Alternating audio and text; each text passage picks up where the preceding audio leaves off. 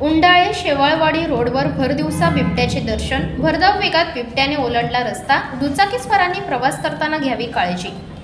उंडाळे शेवाळवाडी रोडवरील बचपन स्कूलच्या पाठीमागे बिबट्याचे दर्शन घडले आहे.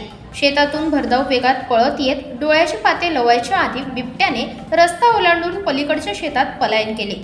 दरम्यान या रस्त्याने प्रवास करणाऱ्या वाहन चालकांनी, खास करून दुचाकीस्वारांनी याबाबत काळजी घेणे आवश्यक आहे.